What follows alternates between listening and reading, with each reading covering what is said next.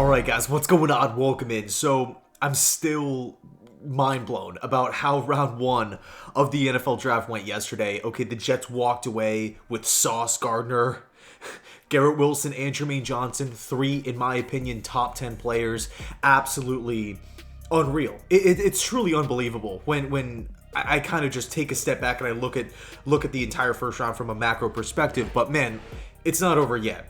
Okay, yes, the Jets did, of course, trade back into the first round. We did give away a couple picks here, but we still have a high second round pick. Pick number 38.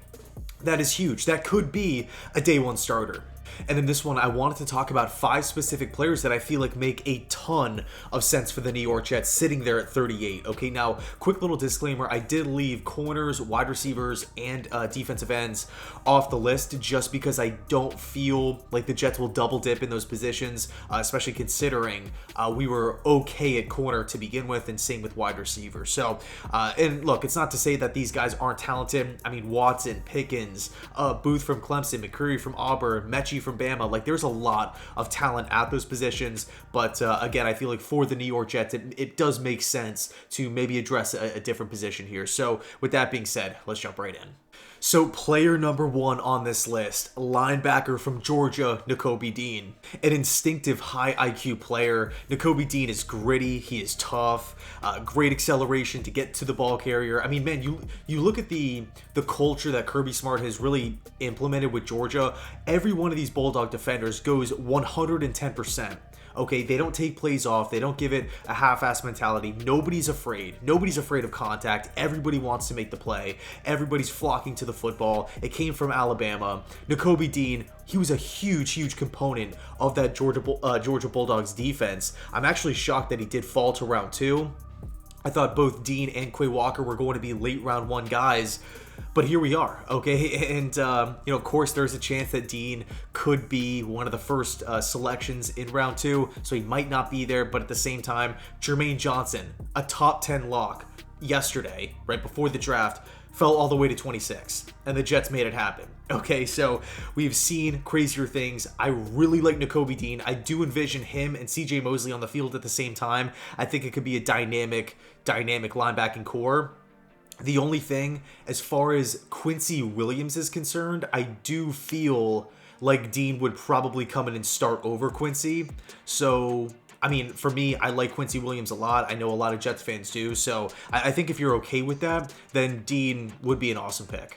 Next up here, Brenhard Raimann, tackle from Central Michigan. Coming in at 6'6", just over 300 pounds, he is very athletic. Okay, he can move really well. He does a great job of getting to the second level in the running game. And I think whenever you're looking at when we're looking at Mike LaFleur's offensive system, it's a zone blocking attack. We need guys that can move well in space, and he checks that box. Okay, you look at when, by the way, another guy that I felt like should have been a round 1, like a late round 1 guy, and he's here in round 2. So I definitely feel like he's going to be a steal for a team out there. We do know that Joe Douglas has puts a lot of value in adding that third tackle just in case something happens to the starters. And I feel like when I look at his upside, when I look at how he fits the system, he would make sense. Also, we have to take into consideration when he started playing on the offensive line. It was in 2020. This guy was projected to go in round 1, and he just picked up the tackle position not too long ago. Are you kidding me? That is crazy. So much room to grow. He was actually a former tight end. So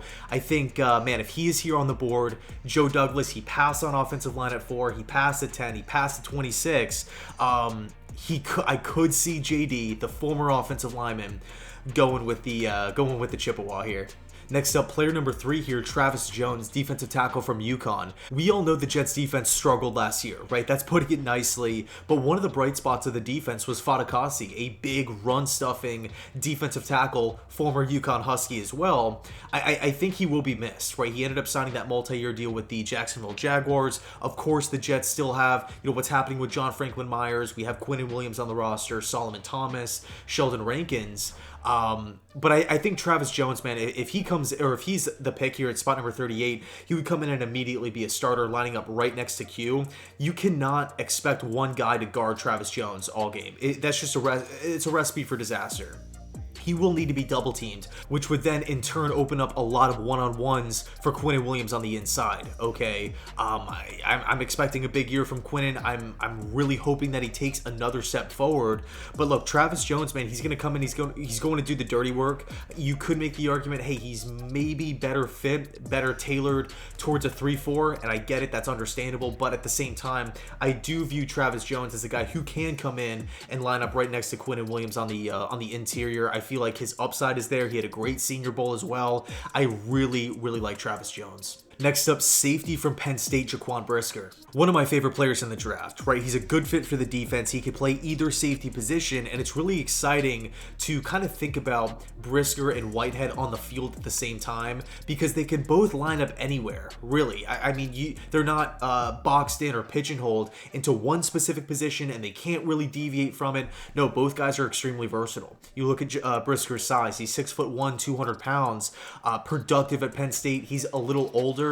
He's seen a lot of football. He knows what it takes to win. People rave about his leadership, his work ethic, how hard he attacks every day. I think the Jets need players like that. And of course, looking at Garrett Wilson, Sauce, and Jermaine Johnson, 3 culture-changing players, right? I think Jaquan Brisker, he would be the icing on the cake, right? He's just coming in, and I do feel like he would be a day one starter on this defense. I was happy the team brought back LaMarcus Joyner. I liked what Pinnock showed, in his minimal time at safety, but I do feel like Brisker is on a completely different level, and he will give the Jets another building block on defense. I mean, this secondary could be completely revitalized with DJ Reed at free agency, obviously Sauce Gardner, spot number 4. I mean, this could be a brand new look defense for the Jets, or new look secondary rather.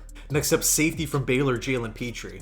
At 5'11", 200 pounds, he's a unique player, right? He can line up all over the field, in coverage, in the box. I mean, Baylor, Dave Aranda would even just send him in the backfield at times. He had a knack for finding the football, always around the ball carrier, always coming up, making the tackles, fearless player, which I like. I think he would make a lot of sense for the Jets here. Obviously, if they want to address safety, it would be between Brisker and Pitre. Maybe a couple other guys are in play. So it would be a one or the other situation. Depends on who you like a little bit more. I think for me, it's probably Brisker, but hey, Pitre is not, he's not lagging behind. In fact, he was actually a Senior Bowl guy, impressed there. Now, with that said, right, the 5 players, I do want to throw in a couple bonuses. Breece Hall, running back from Iowa State. Although it's unlikely, I could see the Jets maybe taking a swing on another running back. He would take a lot of the load off Michael Carter. I would go as far as to say Breece Hall might unseat Michael Carter for running back 1 for this football team. I do think there's bigger needs, but I do look at Breece Hall as a valuable running back asset. I do. And then Perion Winfrey as well, defensive tackle from Oklahoma. We have Logan Hall from Houston. I think both of those guys would also come in and do a good job. I think at this point, though, I have Travis Jones ranked a little higher, but hey, if it's Perion Winfrey, if it's Hall from Houston, I really don't think the Jets could go wrong here. So the bottom line is this: there's tons of prospects out there that would come in and benefit this team, tons of guys out there that would come in at positions of need, and that could be day one upgrades, right? Day one starters, future building blocks for the franchise to stack on to the already amazing first round. It doesn't even feel real, to be honest with you. Like, I'm looking at Sauce Gardner, like I'm rewatching Sauce Gardner getting drafted. It just kind of feels like a dream, or like it's like a memory, or like a, yeah, like it just didn't even happen. I can't even believe it. I really can't. And then Jermaine Johnson at 26. Crazy, but I'm rambling at this point. Thanks so much for watching. Let me know your thoughts down below in the comment section. Who are some of the later round guys that you're going to be taking a look at? Do you think the Jets might double dip at wide receiver or corner? Because there's definitely talent there. Can't wait to check out where you guys stand on it. Should be really, really exciting. Anyway, thanks so much for watching. I appreciate it. And go Jets.